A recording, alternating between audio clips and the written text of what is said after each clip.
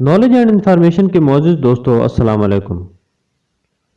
दोस्तों, जब हम दुनिया की तारीख पर नज़र डालें तो हमें मालूम होता है कि मुख्तलिफ खित्तों पर हुक्मरानी करने वालों में चंद ऐसे भी थे जिनको इक़्तिदार और इख्तियार के नशे ने अक्सर ऐसा मदहोश किया कि वो ज़ालिम व जाबिर बन बैठे। ये वो लोग थे जो अपने ज़ाती मफादात के असीर थे।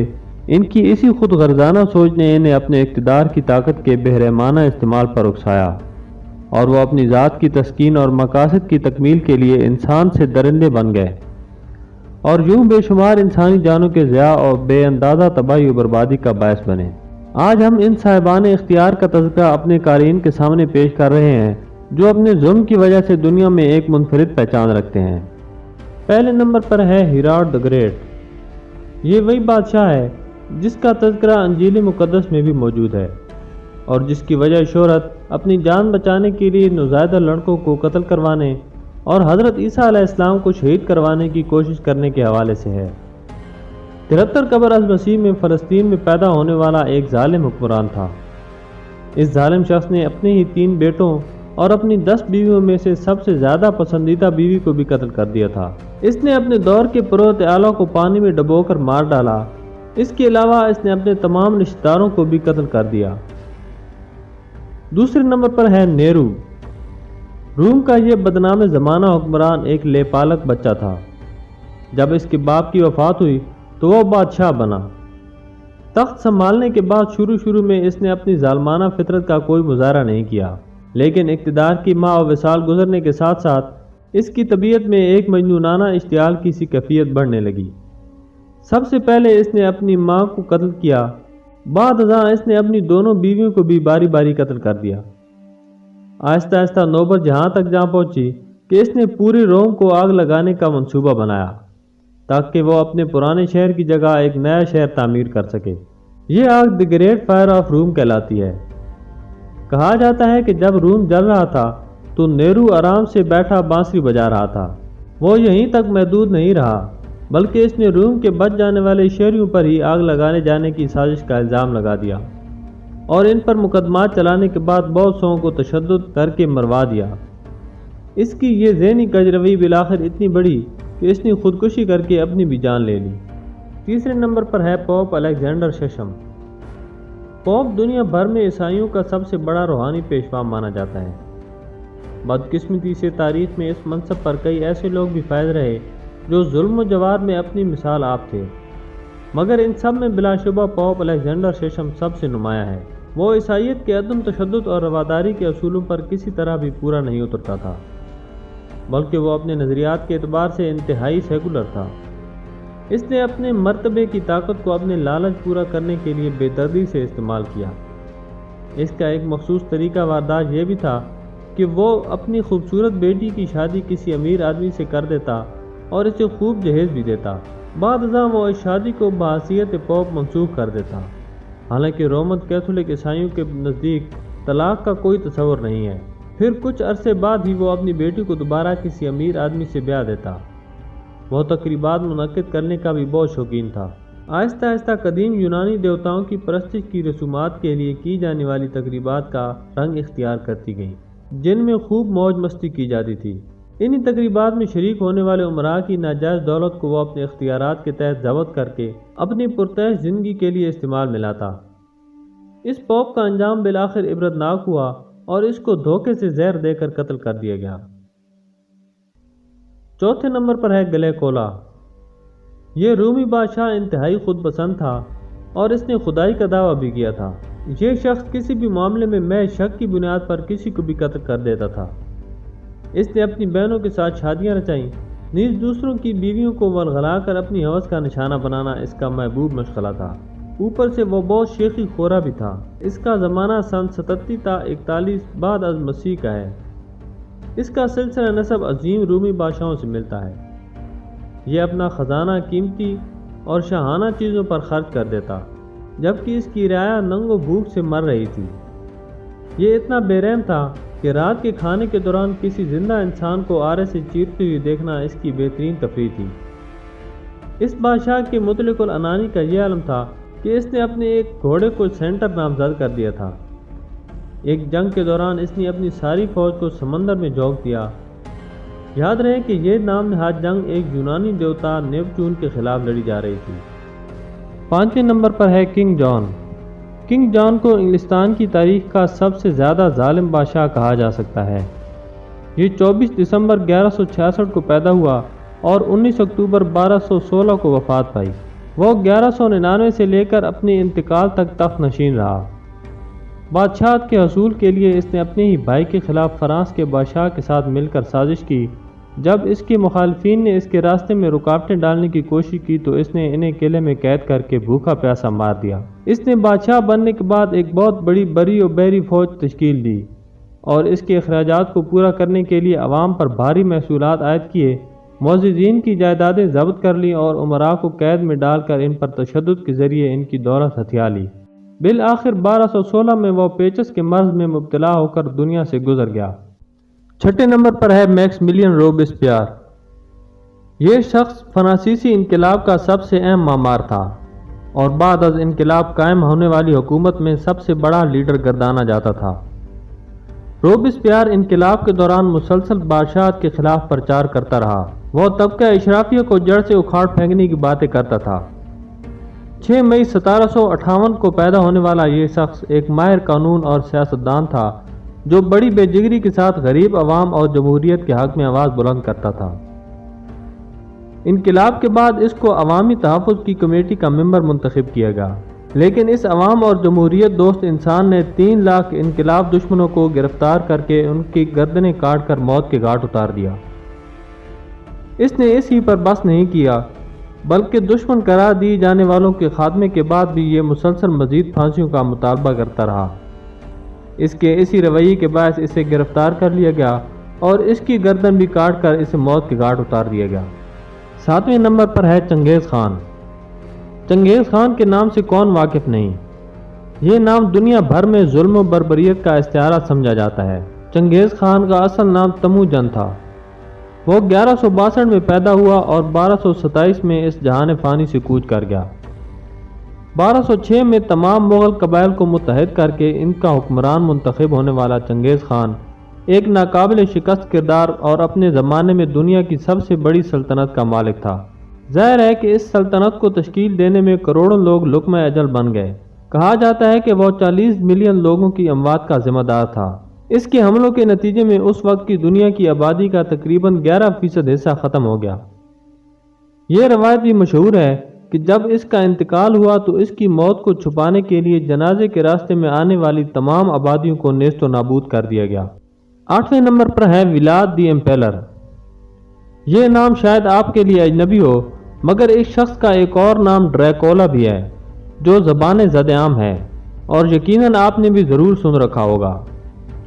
فلموں اور ناولوں میں ڈریکولا کو انسانوں کا خون پیتے ہوئے دکھایا جاتا ہے، لیکن یہ اصلی ڈریکولا اس طرح تو انسانوں کا خون اپنے نوکیلے دانتوں سے نہیں پیتا تھا، البتہ اس سے بھی زیادہ وحشیانہ طریقہ استعمال کرتے ہوئے خون بہانے کا عادی تھا۔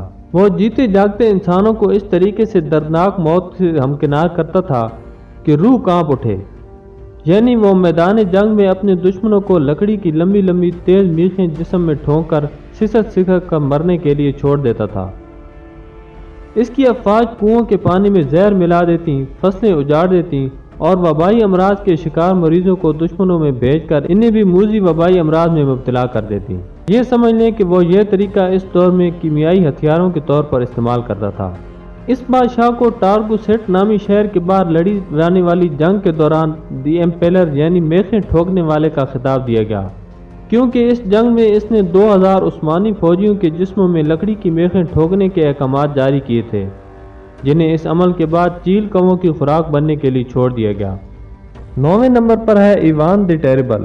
روس کا یہ بادشاہ 16 جنوری 1547 کو تخت نشین ہوا اور اپنی موت تک حکمرانی کرتا رہا۔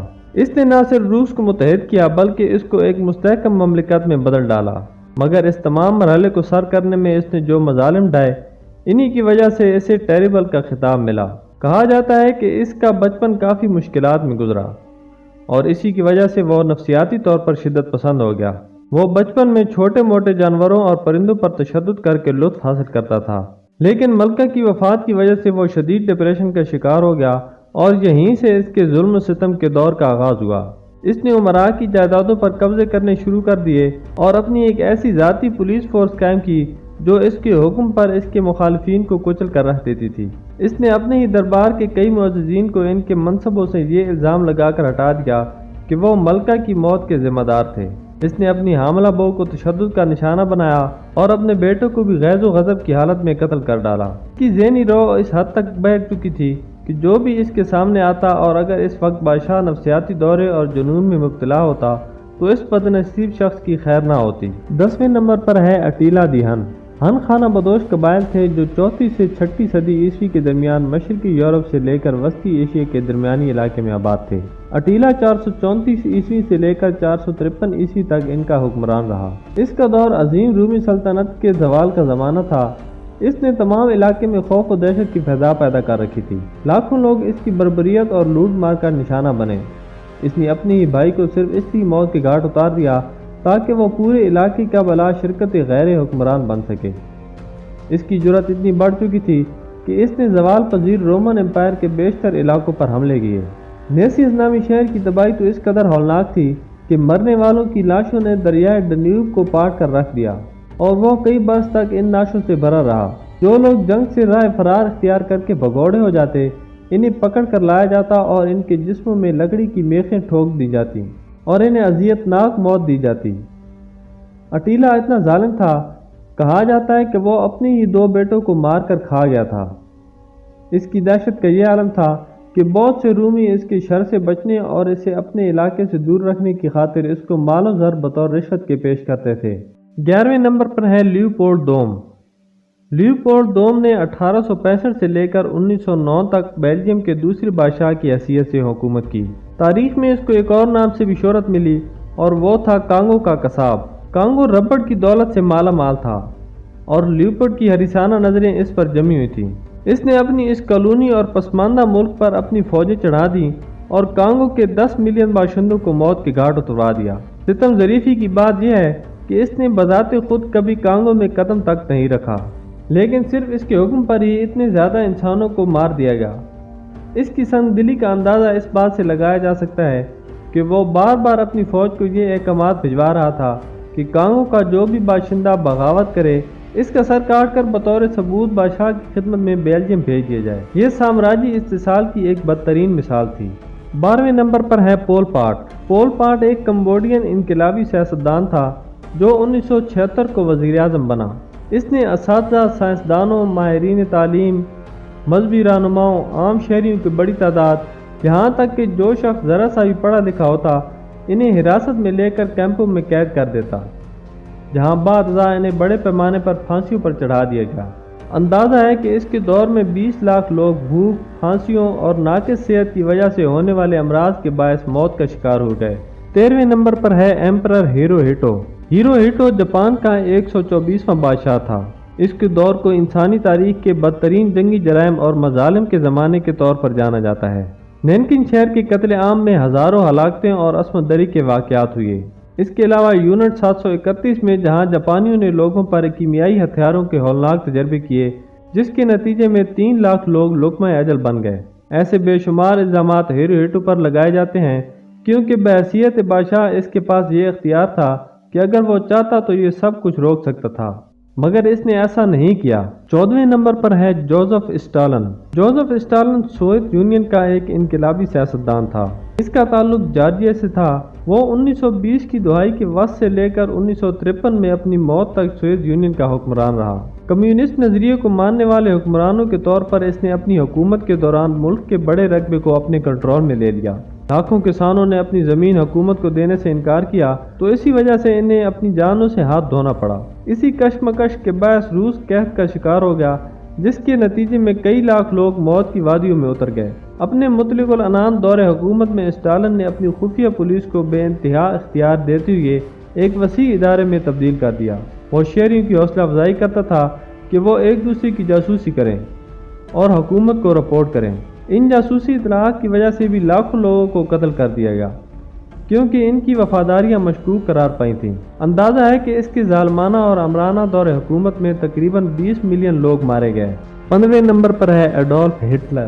ہٹلر کا نام تو یقیناً سب نے ہی سن رکھا ہے۔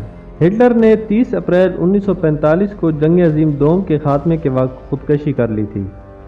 وہ 2 اگست 1934 کو مشہور زمانہ نازی پارٹی کی طرف سے جرمنی کا چانسلر منتخب ہوا اور پھر پورے یورپ کی اینٹ سے اینٹ بجا دی۔ ہٹلر کو انسانی تاریخ کا ایک بدنام ترین تخریبی ذہن کا مالک اور برائی کا محور حکمران تصور کیا جاتا ہے۔ اس نے اپنی جارحانہ اور نفرت انگیز تقریروں کے ذریعے جرمنی کے عوام کے دلوں میں قومیت کی وہ آگ بھڑکائی کہ جس نے سارے خطے کو جلا کر خاکستر کر دیا۔ اس کے حکم پر 9 نومبر 1938 کی رات کو یہودیوں کی 200 عبادت گاہیں اور 8000 سے زائد یہودی دکانداروں کی دکانیں لوٹ لی گئیں اور لاکھوں یہودیوں کو حراستی کیمپوں میں منتقل کر دیا گیا۔ اس کے یورپ اور افریقہ پر حملے اور یہودیوں کے خلاف ہولوکاسٹ سمیت دیگر بے شمار جنگی جرائم شامل ہیں۔ ہٹلر پر الزام ہے کہ اس نے نفرت اور برائی کو اس طرح مجسم شکل میں پیش کیا کہ اس سے قبل تاریخ میں شاید کسی اور نے نہ کیا ہوگا۔ تاریخ دان اس کو 11 ملین افراد کی موت کا ذمہ دار قرار دیتے ہیں۔ ناظرین، امید ہے آج کی ویڈیو آپ کو پسند آئی ہوگی۔ اپنا اور اپنے آس پاس کے لوگوں کا خیال رکھیے۔ اللہ حافظ۔